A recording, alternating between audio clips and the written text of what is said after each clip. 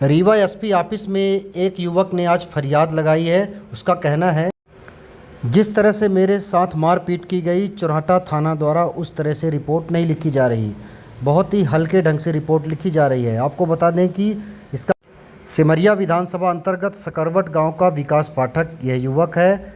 इसके साथ दबंगों ने मारपीट की गई है, जिसमें राजनीतिक रसूख के कारण इसके रिपोर्ट को बहुत हल्के ढंग से लिखा जा रहा है और दबंग किस्म के लोग अभी भी इसको मारने की धमकी दे रहे हैं। आइए सुनाते हैं पीड़ित युवक ने खुद क्या बताया। जी, आज आप एसपी ऑफिस आए हैं, काफी चोट भी लगी हुई है, क्या मामला है पूरा? जी सर, मैं विकास पाठक सकरवट से हूँ और मैं निमंत्रण में मेरे बड़े भाई गए थे। उनको राम जी पाठक पैर न छोड़ने की वजह से उनका हाथ पकड़ के मुड़ेर दिए और गाली गलौज करने लगे। तो वहाँ के लोग बोले कि दूसरे के यहाँ कार्यक्रम है तो उसमें तुम जग में भंग मत डालो और अपने घर चले जाओ तुम, ये फिर बाद में देखा जाएगा। तो मेरे बड़े भाई वहाँ से आ गए, घर आए और मेरे बड़े भाई ये हैं, घर आए। घर में उनके माता पिता के यहाँ गए बताने के लिए, तो उनके माता पिता चोर चोर करके हल्ला करने लगे। जब ऐसा किए तो मेरे भाई भाग आए। फिर उसके बाद सुबह उनके छोटे भाई के यहाँ छत डलने वाला था, तो क्या हुआ कि इनको बुलाया गया भाई को कि तुम मुझे रीवा लेके चलो अपने बाइक के साथ, बाइक से। तो ये नहा के और जैसे ही निकले उनके घर के पास, तो वो लाठी और सबरी लेके और पत्थर से इनके ऊपर वार करने लगे। तो मम्मी इनको खाना खाने के लिए बुलाने के लिए गई। तो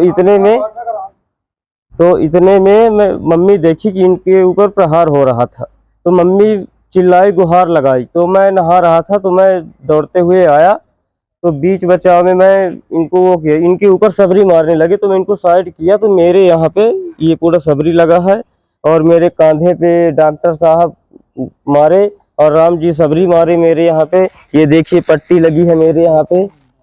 कुछ राजनीतिक लोग हैं जिनके द्वारा कॉल गया चौकी में, ये लोग अभी घूम रहे हैं और हम लोग हॉस्पिटल में थे। ये लोग घूम रहे हैं, इनको उठाया क्यों नहीं जा रहा। तो फिर उसके बाद हम लोग जब आए घर, तो हम लोग को पता चला, तो हम लोग चौकी गए। चौकी से हम लोग को चोरहटा ले जाया गया। चोरहटा में हम लोग की रिपोर्ट, जो हम लोग एफआईआर करवाना चाहते थे, तो हम लोग से पूछे कि क्या क्या हुआ, तो हम लोग बताए। लेकिन हम लोग से जब लिख रहे थे तो कुछ नहीं पूछे, वो अपने मन से लिखे हैं। और वो लेडीज के लिखे थे और मैं लिखवाया, मेरी माँ को मारे। और मेरे पास फोटो भी है, वीडियो भी है, सब कुछ है ना। भी चोट लगी है क्या? हाँ, एक शब्द में बोलूं सर? क्या उनके क्या है कि चोट लगी, वो गिरे। समस्या समस्या हमको फिर से मारने की कोशिश किया जा रहा है और तीन आदमी गाड़ी से आते हैं तप्पा से।